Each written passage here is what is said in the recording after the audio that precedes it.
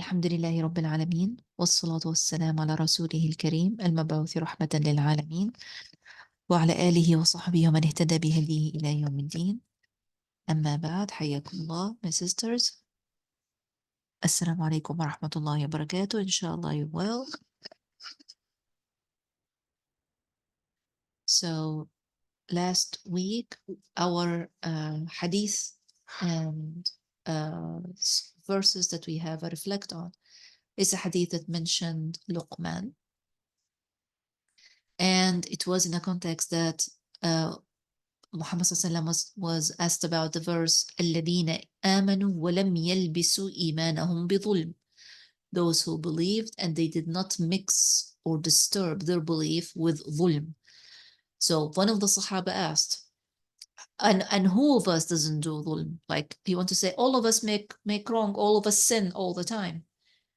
So how do we get how come we get the amn on Yawm al-Qiyamah? So Muhammad sallallahu corrected his understanding and he said ظلم means shirk. And then he said, didn't you hear when Luqman said to his son in Surat Luqman, inna ash-shirka la dhulmun azim? So then we opened the surah, we came to the surah, we started looking at the surah, we looked at the name Luqman, we looked at the beginning of the surah that talked about Al-Quran, Al-Kitab, Al-Hakim, and Allah subhanahu wa ta'ala said here, sorry, I went already ahead, when Allah subhanahu wa ta'ala said, أعوذ بالله من الشيطان الرجيم, بسم الله الرحمن الرحيم, ألف لام ميم, تلك آيات الكتاب الحكيم. These are the verses of the wisest book, the book that is filled with wisdom. Wisdom is something Allah subhanahu wa ta'ala mentioned in the Quran, and he said he gives wisdom to whomever he wills. Wisdom is something everyone needs. Everyone is after, everyone is at. You are in a situation, you're feeling something, you don't know how to feel better. You don't know how to get rid of these feelings. You need wisdom. You need a wise word that help you understand and that help you do things in the best way. That's why hikmah, which is wisdom, is defined as وضع الشيء في موضعه, to put something in its place. That is hikmah. And I think we mentioned the story about the king last week, or we didn't? To explain hikmah, did I or not?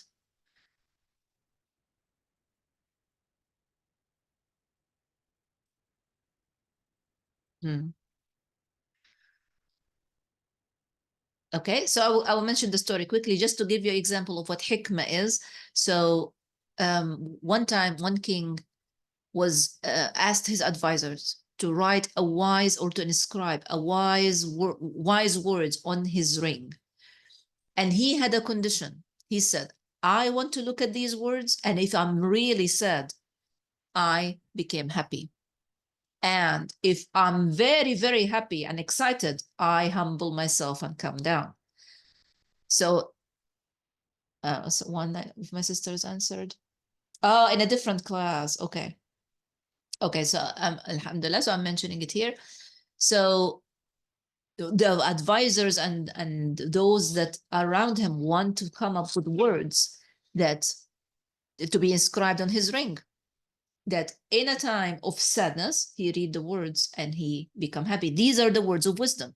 And in a time that of maximum excitement, he wants to humble himself. So he read the words, he humbled himself. So they did write few words. And asked my sisters in the other class, what do you think? And I think maybe they had a few suggestions, if I'm not mistaken. Maybe I mentioned it in a different class as well. So the words were, this time will pass. So if he's really, really sad, if you look at the time, if you look at the inscription, this time will pass. So he feels, okay, this is not the end of it. This time will go on, and I will be in a better place. I will feel happier sooner. And if he's really excited and read, this time will pass, he knows that happiness moments will not stay for long. I should humble myself. I should thank Allah subhanahu wa ta'ala. What we call this? Words of wisdom. And wisdom is something the believer should be always after. And as you can see, a surah in the Quran is titled Luqman, and Luqman was not a prophet or a messenger. He was a wise man and had words filled with wisdom, and that's what Allah subhanahu wa ta'ala is telling us about his words. So we went through verse 12. I will quickly, because I think we reached verse 16. So أعوذ بالله من الشيطان الرجيم. Allah subhanahu wa ta'ala said, وَلَقَدْ آتَيْنَا لُقْمَانَ الْحِكْمَةَ أَنِ اشْكُرْ لِلَّهِ. We have given Luqman the wisdom. And then Allah subhanahu wa ta'ala ordered, اشْكُرْ لِلَّهِ to Luqman. وَمَنْ يَشْكُرْ فَإِنَّمَا يَشْكُرُ لِنَفْسِهِ. When you say thank you Allah, you're actually saying this thank you Allah, you're grateful for Allah subhanahu wa ta'ala, and that shukr only benefits you. وَمَنْ كَفَرَ, which is the opposite of shakara, فَإِنَّ اللَّهَ غَنِيٌّ حَمِيدٌ. Allah subhanahu wa ta'ala, ghani means he is in no need of any of us. And Hamid, he is the one who is praiseworthy or worthy of praise, subhanahu wa ta'ala. So then Allah subhanahu wa ta'ala said, وَإِذْ قَالَ لُقْمَانُ لِابْنِهِ وَهُوَ يَعِظُهُ. And Luqman said to his son, as he was giving him a maw'idah, he was teaching him something. And then he said, يَا بُنَيَّ لَا تُشْرِكْ بِاللَّهِ. Don't associate anything with Allah subhanahu wa ta'ala. And then he said, and this is the part of the verse that the Prophet ﷺ explained to the Sahaba when they were asking about dhulm. He said, إِنَّ الشِّرْكَ لَظُلْمٌ عَظِيمٌ. Shirk is a great or a grave injustice that someone does it for himself. You don't do it for Allah, you do it for yourself, or the person who does shirk doesn't do it for Allah subhanahu wa ta'ala. Dhulm. He doesn't do dhulm to Allah, astaghfirullah. Allah subhanahu wa ta'ala said that, وَمَا ظُلَمُونَ. They don't treat us with injustice. وَلَكِنْ كَانُوا أَنفُسَهُمْ يَظْلِمُونَ. They only unjust to themselves. So we talked about this last time. Inshallah, you're able to go back and listen to that. Remind me, please, if I didn't upload that. And then Allah subhanahu wa ta'ala said, وَوَصَّيْنَا الْإِنسَانَ بِوَالِدَيْهِ. And we have given wasiyya, order, command, for the insan, for the human, with his both parents. حملته أمه وهنا على وهن. His mother carried him weakness upon weakness. وفصاله في عامين. And his nursing or breastfeeding goes for 2 years. And then Allah subhanahu wa ta'ala said, Ushkur li, thank me, or thank for me. Wali walidayka, and for your parents. Wa ilayya al-masir. To me is Allah subhanahu wa ta'ala saying, to me is the final destination. And we reflected on that as well last week and said, what can you do, or what would you do for your parents today? I was asking you last week. So we had amazing suggestions from all the sisters. I can go for them and cook for them. I can go to them today. Maybe I can cook for them. I can clean for them. I can smile at them. And we try to observe the verse, and the verse at the beginning said just ushkur. Say thank you. Say shukran. Say jazakallahu khairan. Or in any language, hold their hand and say, I'm grateful for you. If you looked after me, you kept me warm, you kept me safe all my years when I'm growing up. Not for a day or two, or a night or two, or a season or two. So, ushkur li wali walidayka. Thank for me and thank for your parents. Wa ilayya al-masir. To me is the destination. Okay, I'm just quickly going through the verses we did last week, and then Allah subhanahu wa ta'ala continue to say, and if they force or apply pressure or put a strive on you to do associate something with me. So if the parents were not believers, or they believe but they have a dhulm together with their belief, they have shirk, and now order you to do shirk like them, then Allah subhanahu wa ta'ala said, لا تطعهما, do not obey them. If they say, you have to put on your ring, or they have to, on this special ring when you go for an interview, or you have to put this scarf, or you have to say these words in this way, and you don't know these words, Allah subhanahu wa ta'ala said, don't obey them. But صاحبهما في الدنيا معروفا, accompany them in this life, معروف. Everything that is known to be good, you practice, you give them, you treat them in every way that is known to be good. The only thing you don't do, that Allah subhanahu wa ta'ala said don't do, is obeying them in that particular thing, which is to associate someone or something else with Allah subhanahu wa ta'ala. And this is how grave and big shirk is. And then Allah subhanahu wa ta'ala said, and follow the path of those who return to me. أَنَابَ إِلَيَّ, those that continue say, I want to go pray, I want to go fast, I want to remember Allah, I want to pray 2 rak'ah in the night, I want to learn this dua, I want to be closer to Allah subhanahu wa ta'ala. Those that you hear this from, follow their path, be with them, group them, be among them, be in a zumrah. Zumrah is another word for Arabic, like in a group that are moving toward Allah subhanahu wa ta'ala. Join that caravan. So وَاتَّبِعْ سَبِيلَ مَنْ أَنَابَ إِلَيَّ, follow the path of those who return or continue returning to me. Then Allah subhanahu wa ta'ala said, ثُمَّ إِلَيَّ مَرْجِعُكُمْ, then to me is your return. فَأُنَبِّئُكُمْ بِمَا كُنْتُمْ تَعْمَلُونَ, and I will inform you with what you used to do. Then, and this is the verse we stopped, verse 16, and then Allah subhanahu wa ta'ala said that Luqman now calling upon the wise man, calling upon his son and saying, Ya bunayya, oh my son. And this is a calm, nice, friendly way to call upon your son or your daughter when you are trying to help them, address them, to guide them, to show them, to teach them, my child or my son or my daughter, in any language you speak. Here, Allah subhanahu wa ta'ala said, He told him, Ya bunayya, oh my dear son or oh my son, innaha intaku mithqala habbatin min khardal. We talked about the mustard seed. Mustard seed, if you put it in your palm, you could see it because it's a little bit close to the skin color. It's a bit yellowish color.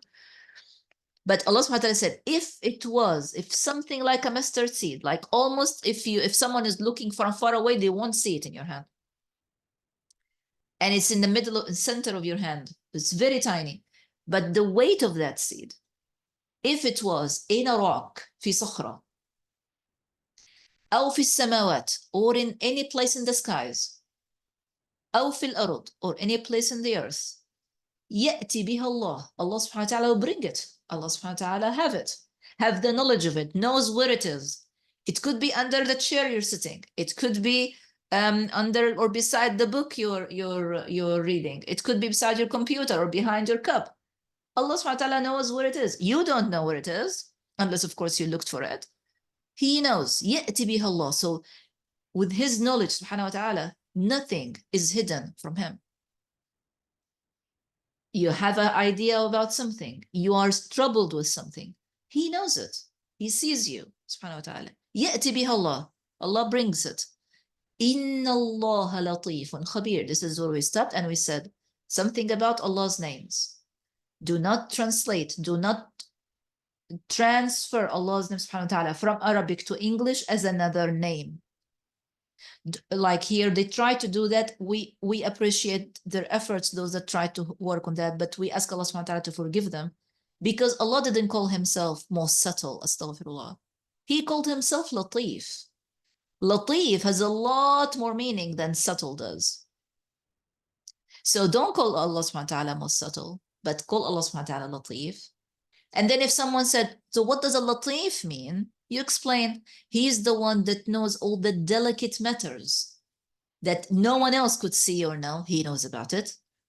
So when you understand it like that, you connect directly with Allah's name and you understand it better than you say subtle. Khabir, he's the one who knows the detail, but as well hidden matters that people or others don't see, including yourself or even remember about. He knows them. He's Khabir. Maybe something happened 5 years ago, 10 years ago, incident in the masjid or in the market, or when you're exchanging good or service with someone or gift with someone, something happened and maybe you forgot about it. And Allah subhanahu wa ta'ala is Khabir. Maybe the other person has forgot about it, but you got hurt from it. Allah subhanahu wa ta'ala is Khabir. Okay, then from today we look at verse number 17. Still the wise words of Luqman. Allah subhanahu wa ta'ala is telling them to us in the surah. This is verse 17.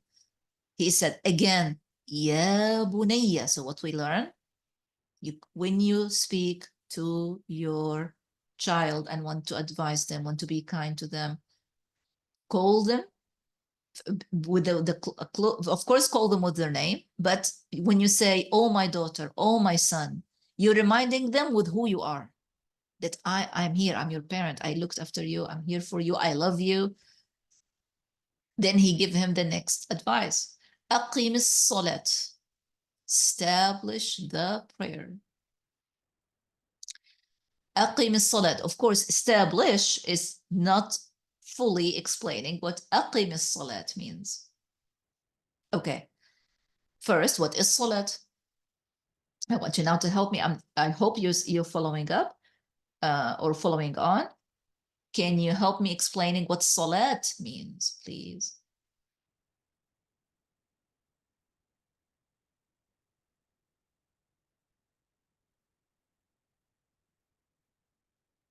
The 5 times pray.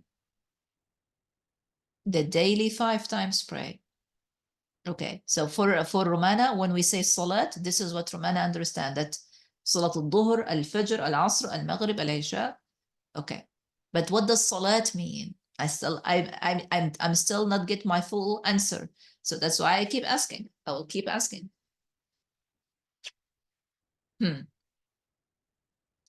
Who can help me with understanding salat?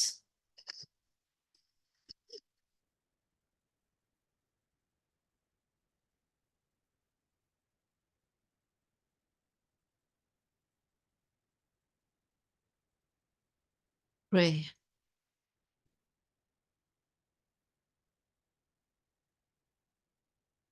Okay.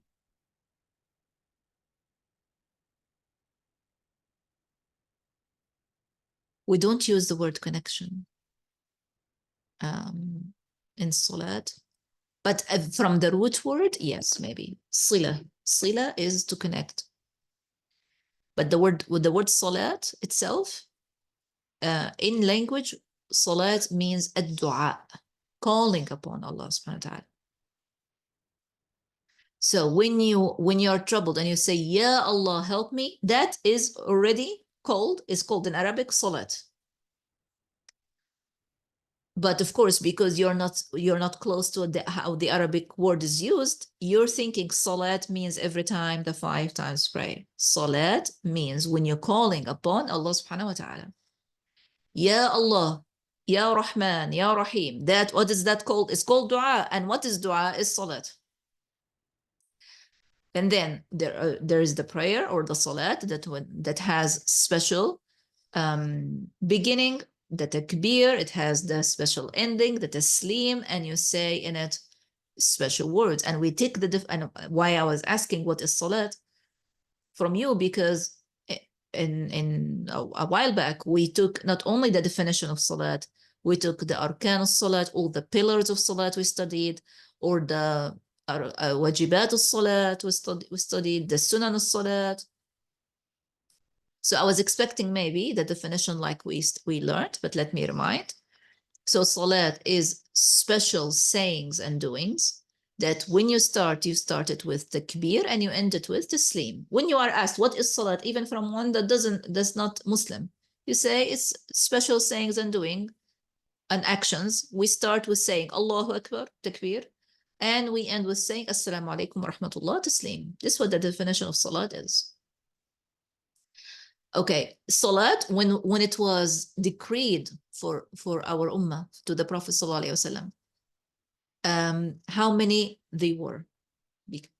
How many they were when it was decided that the Ummah of the Messenger Sallallahu Alaihi Wasallam would establish Salat, will iqama as-Salat.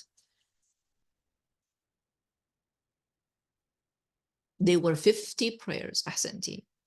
And in Isra and Mi'raj, in the Mi'raj to Allah subhanahu wa ta'ala, when Allah subhanahu wa ta'ala decided or decreed for us 50 salat, Muhammad sallallahu alayhi wasallam took the order from Allah subhanahu wa ta'ala and then happened to talk to Musa alayhi salam. And Musa alayhi salam said, go back and ask Allah subhanahu wa ta'ala to reduce the number. Maybe your ummah, your people won't be able to do 50 salat. So Muhammad went back and asked Allah subhanahu wa ta'ala for them to be reduced. So Allah subhanahu wa ta'ala reduced for 10 salawat in the day and night. And then on his way, again, he met Musa alayhi salam and he asked him what happened. And he said they were reduced for 10. He said, go back. Your people may not be able to do 10 salat every day and night. So Muhammad went back and asked Allah subhanahu wa ta'ala for them to be reduced. So Allah subhanahu wa ta'ala reduced them to 5. But then he, with his rahmah, his blessing, he said, they're 5, but they're going to be with the reward of 50. So you're still praying 50 in reward. So when you're praying 1 Fajr, is as if you prayed 10 Fajrs that day. Because the reward stays, the reward of the 10 salawat, according to the hadith, stay. So they become 5 salawat with the ajr, with the reward, with the compensation of 50 of them. So that's why missing one salat is already a lot. Missing one salat is already a lot.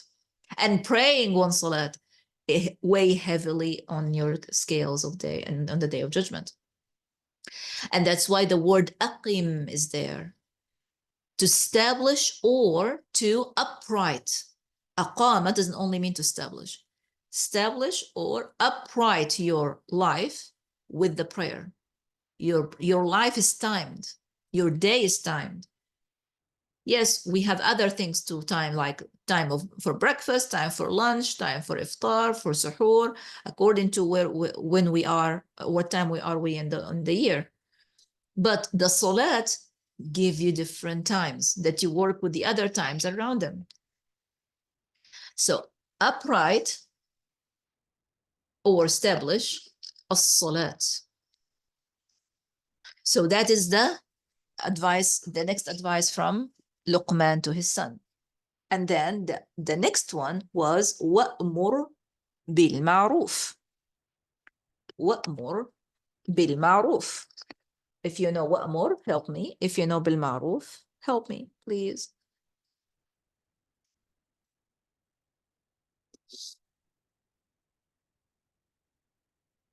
وَأْمُرْ بِالْمَعْرُوفِ.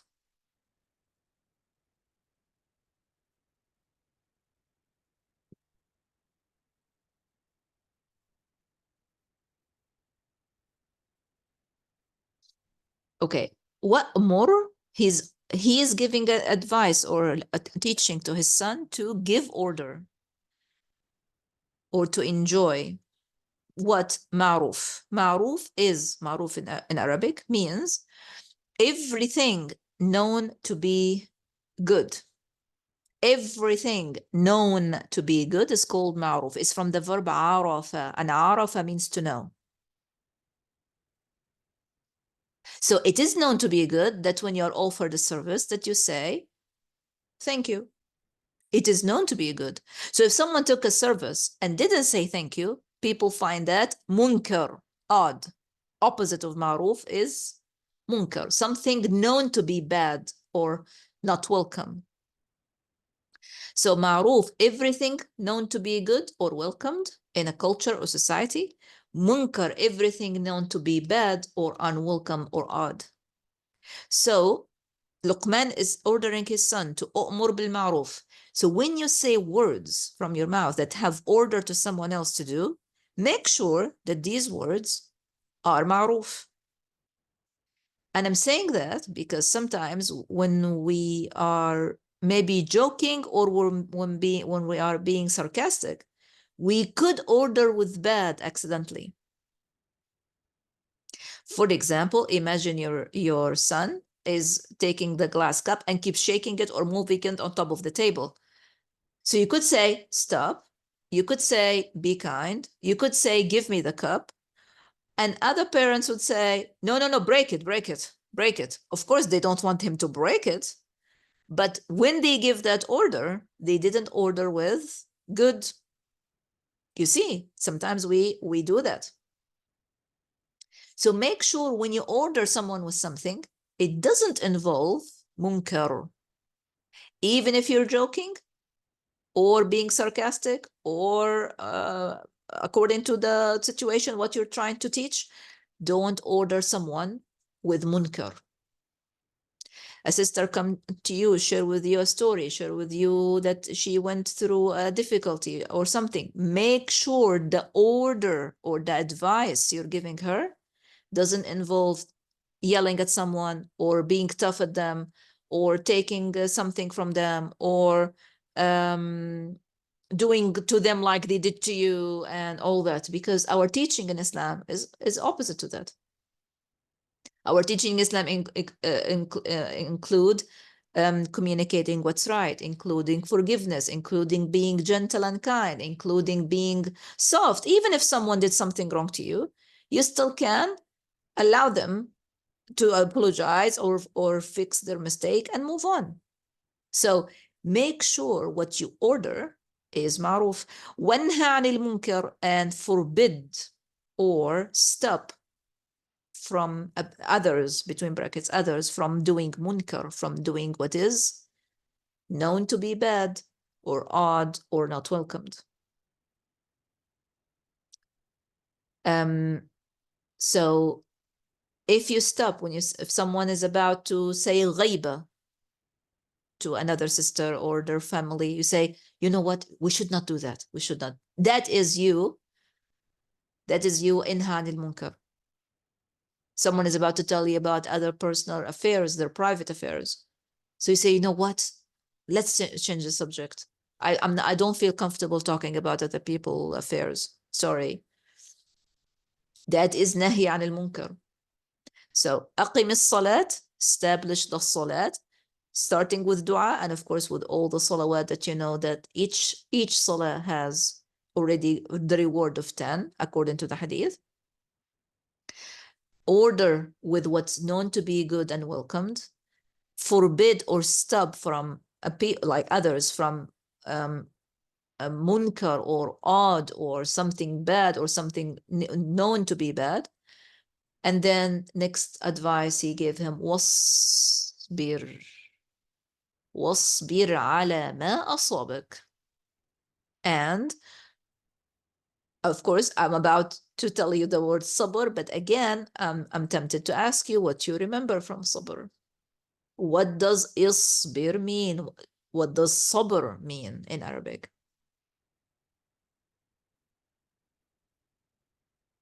I'm going to be delighted and very happy if you remembered from other classes. But if you didn't remember, of course, I'll remind you, inshallah.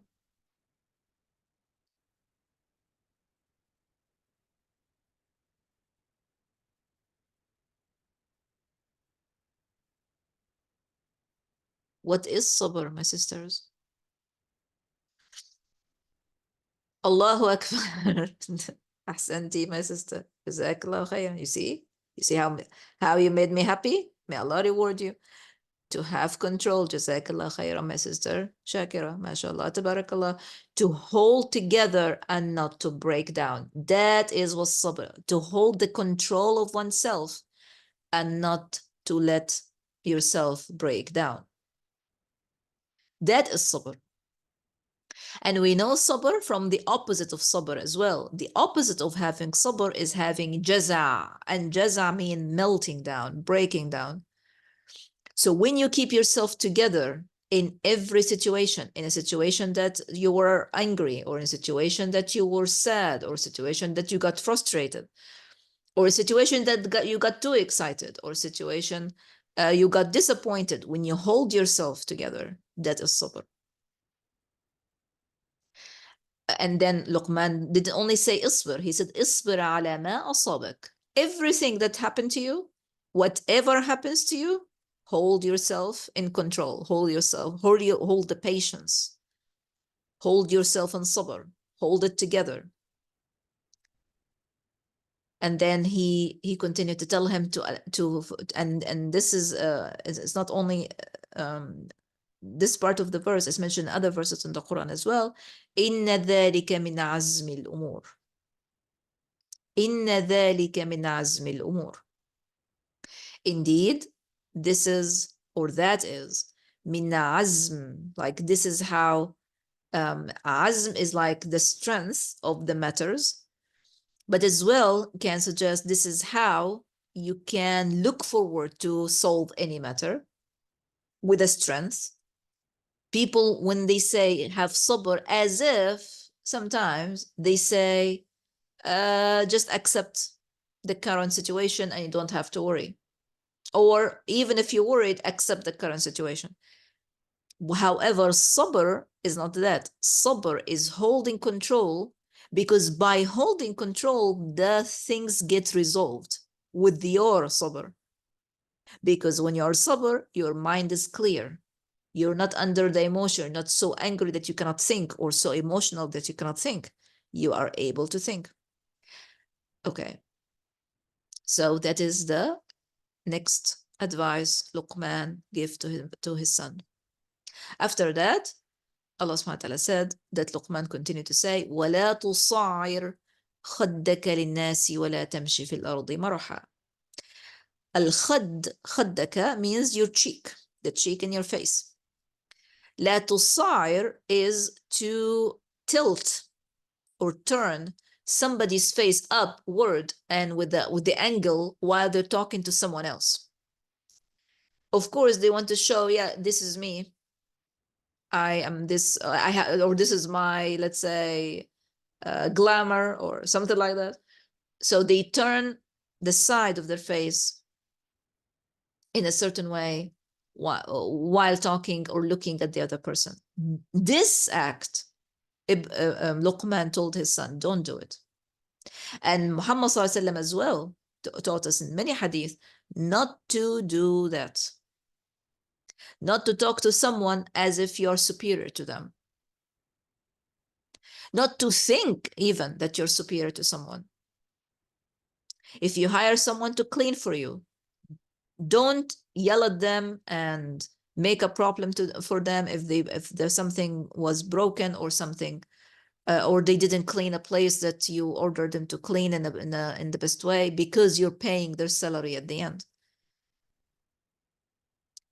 Don't act from a place of superiority to another person. Because yes, you're going to give them their money at the end of the hour or at the end of the working hours, but they may go to pray, and their prayer in the night is better than our prayer in the night. Allahu alam. So we should not put the scale as the money and the wealth and the power.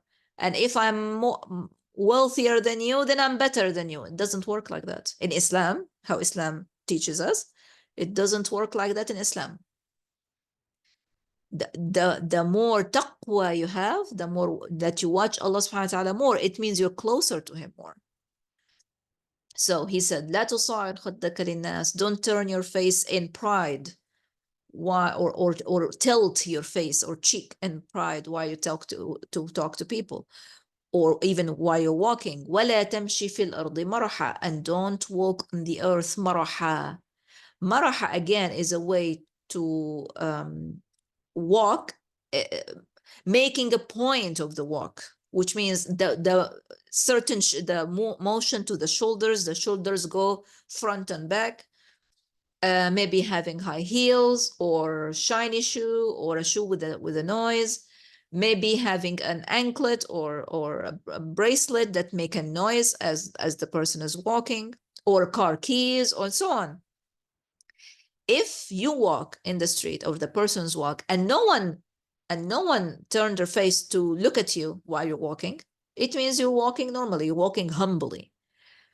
But if, as the person walk, people start looking for the source of the sound, or how the walk is, and how the shoulders are, and how the body is, with what it means, أعوذ بالله, they are walking marahan. They're showing off the walk.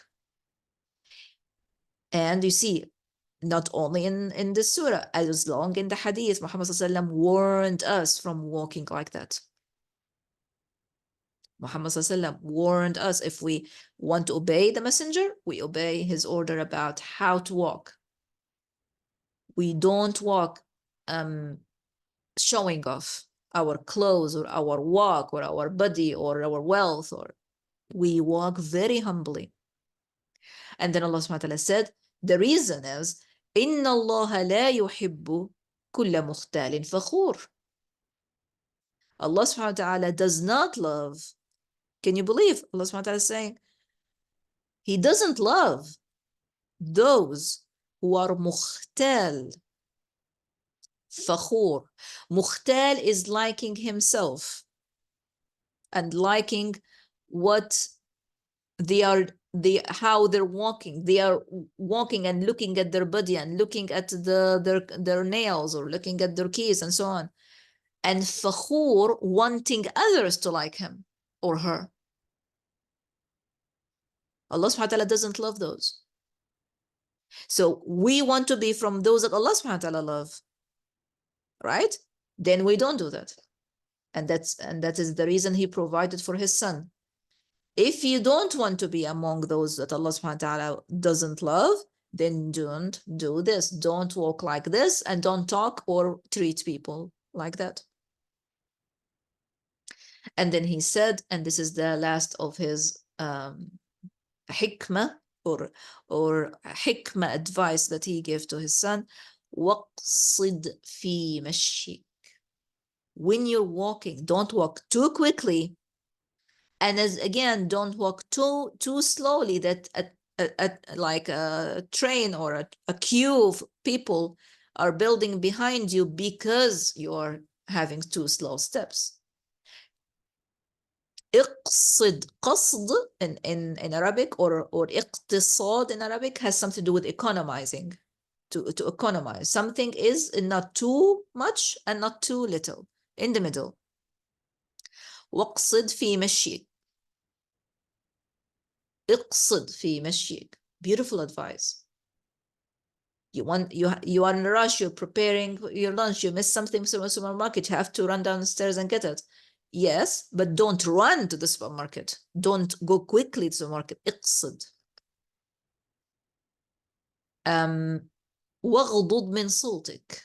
When you speak, don't speak out loud. Actually, اغضض, make your sound not only low and pleasant at the same time.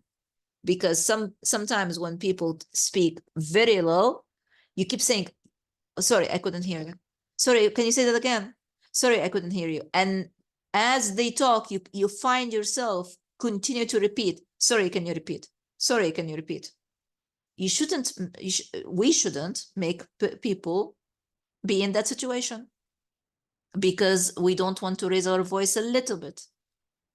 We can raise our voice a little bit. We don't shout out loud, and we don't speak so low that is unpleasant.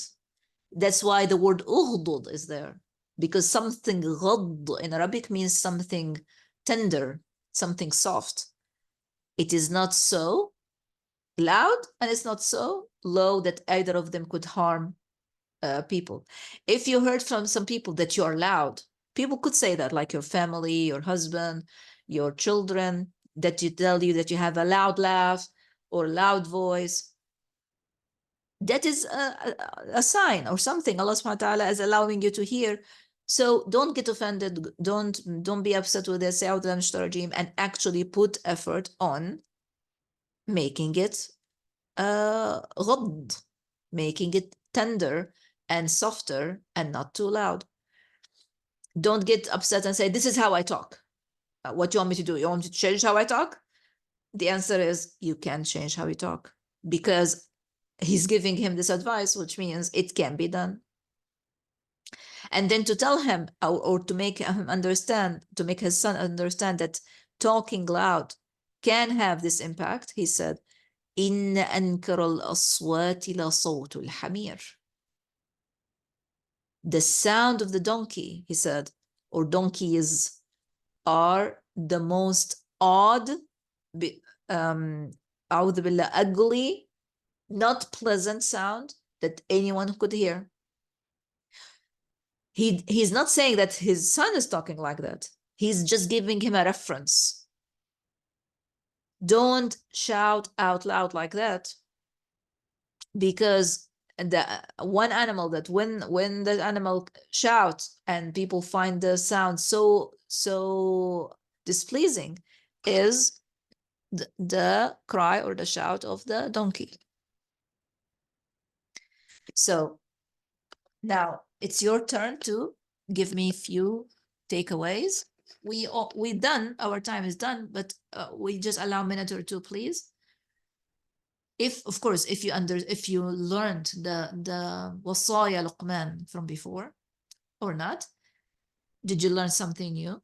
And what is it that you stick with if you learned it before, or you're willing to stick with if you learned it first time today or last week? Wasaya Luqman means the lessons that Luqman al-Hakim, the wise man, told his son, and Allah subhanahu wa ta'ala mentioned in Al-Quran al-Kareem.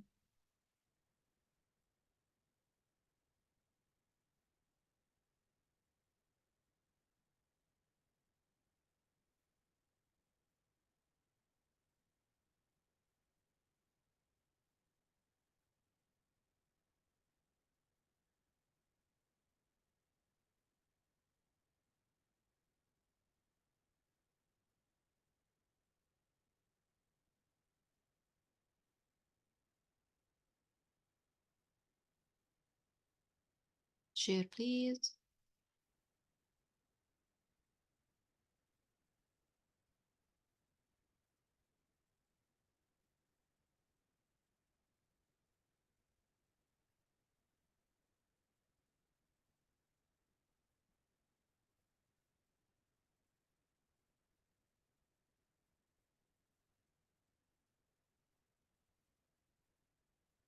Okay, I'm not sure if you're planning to share or not. I didn't receive anything, but it's all right. I don't want to help you more, to hold you more. So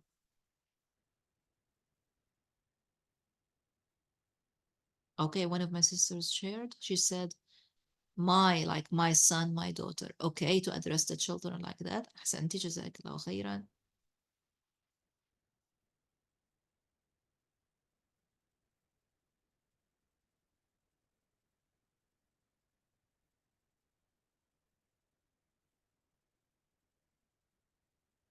Okay. Barakallah fikum. Inshallah, we continue next time. Oh, mashallah. Another sister shared to not break down in situations and to have sabr. How much Allah subhanahu wa ta'ala loves us. So to reduce the salat to 10, but still giving us the reward of 50. Senti, mashallah. Okay. Jazakumullah khairan for that. It's okay to share anytime. بارك الله فيكم. اللهم إنا نسألك الجنة وما قرب إليها من قول وعمل ونعوذ بك من النار وما قرب إليها من قول وعمل. السلام عليكم ورحمة الله وبركاته.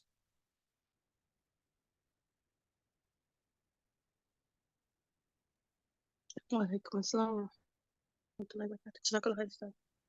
وإياكم.